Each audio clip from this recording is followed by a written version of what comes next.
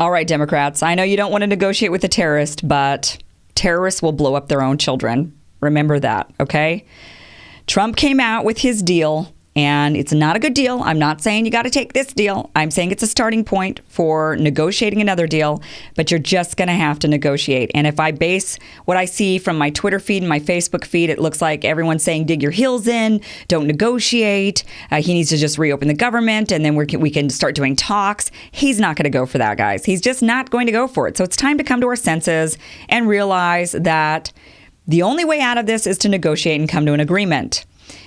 First of all, I don't know why you would think he would just walk away with nothing. I don't know why anyone thinks that that's what Trump, who has shown his true colors over the last couple of years, why anyone thinks that he would have empathy for these 800,000 people who aren't getting their paychecks and who are unable to feed their children and buy their medicines. I don't know why you think all of a sudden he's going to get some empathy for these people and he's going to walk away with nothing, and that he's going to let Nancy Pelosi strong arm him into walking away with absolutely nothing. Have you seen the guy for the last 2 years? Have you heard the guy for the last 2 years? That's just not going to happen. So the best thing we can do right now is to realize that, because 800,000 people are relying on us to realize that. And for them, this is not a joke. This is not something that you can just dig your heels in and say, no, we're not going to negotiate with this terrorist. We're not going to do it. These people are suffering and they absolutely need their paychecks. So Trump is not going to walk away with nothing. We got to get that through our heads. His base doesn't want him to walk away with nothing. The GOP senators and GOP reps, they're not wanting him to walk away with nothing. And that's what it will boil down to. You've got a president who's potentially facing a re-election, and he's not going to just say, you know what, all right, I cave, I lose. He is not going to do that. So time to come to the table. His agreement today that he came forward with, the $5.7 billion for the wall, $800 million humanitarian assistance, $805 million for drug detection tech, 2,700 Border Patrol agents, 75 immigration judge teams. Minors can apply for asylum in their home countries. Plus, they would open up ways for them to have family reunification, and 3 years of relief for DACA and those with temporary protected status. Okay, listen. Everything, the wall, we don't like the money for the wall because it's a big racist monument. Understand that. 3 years of protection for DACA and 3 years of protection for temporary protected status people, that's crap because he took that away. It's a manufactured crisis that doesn't need to exist. He took that away, and now he's saying, okay, I'll give it back as long as you give me my $5.7 billion for the wall. No, because that would be like negotiating with the terrorist and letting the terrorist win.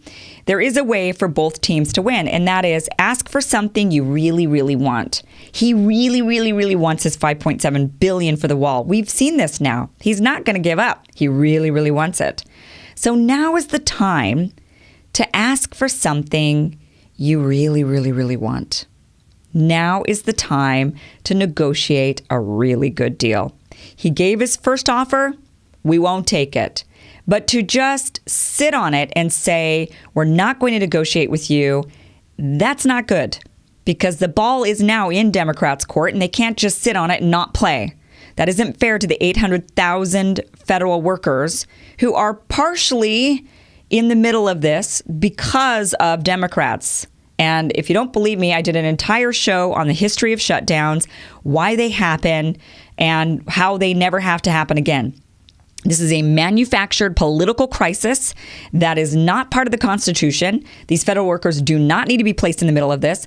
There was an opportunity in the fall for Democrats to join in a bipartisan measure to ensure that this does not happen to federal workers ever again, to pass what are called automatic continuing resolutions, which mean that these federal workers would always be getting paid even when the government can't come to an agreement, that it would be automatically built into the system that they get their paychecks and they continue to go to work and everything functions at the current levels that have already been approved from the previous year until they can come to an agreement.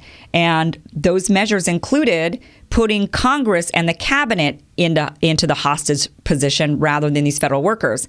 So Democrats said they didn't want to do that. Why? Well, because everybody likes to be able to use something for political gain. And unfortunately, it's these 800,000 federal workers. They don't have to be in the middle of this political fight. That's the bullshit part of all of this. We wouldn't even be here had we passed those protections for all the federal workers. Now, we also wouldn't be here if Trump didn't demand money for a wall that he promised Mexico would pay for. So all of it is bullshit, right? The whole thing is just a big manufactured crisis that shouldn't have ever happened. But the reality is he's not going to walk away from it. And the reality is Democrats need to negotiate with the guy. So now is the time to ask for something you really, really, really want, like permanent protection for DACA. Get it. And then go and pass the automatic continuing resolutions to ensure this never happens again to these federal workers. Take this political weapon away. And if you don't want to take it away because you like using it, then hunker down and prepare for the next time that he's going to do this, because he will. Because he will. And it's not, if we don't end these shutdowns now, Trump is not the last president that's going to have to deal with this. So if you're not going to pass automatic continuing resolutions, then okay, make a big list of all the things you really, really, really want. And I guess we'll just go through this again next year. And next year you can get the next thing you really, really, really want. But now is not the time to just sit around on the ball and say, no, I know it's in our court, but we're just going to sit on it and we're not going to negotiate back. It's not going to work. This guy has no empathy for these people. He doesn't care. And he's certainly not going to walk away a loser. He's not going to do it. So now is the time. You have to pick and choose your battles. And honestly, I'm willing to build a $5.7 billion partial wall if that means that DACA recipients can get permanent status in the United States, for them to be truly protected. It is worth it to me to see a $5.7 billion racist monument go up that can be torn down in the next administration. If that means these people, these 700,000 DACA recipients and 300,000 temporary protected status recipients don't have to stress out anymore. To me, it's worth it if 1 million people aren't living under the umbrella of anxiety. So negotiate with the guy. Come up with something. Now is the time to do it, but we've got to be realistic. We can't just sit here and say, don't negotiate with the guy. Don't negotiate the guy. He just needs to open up the government, and that's what needs to happen. Because, guys, that's not going to happen.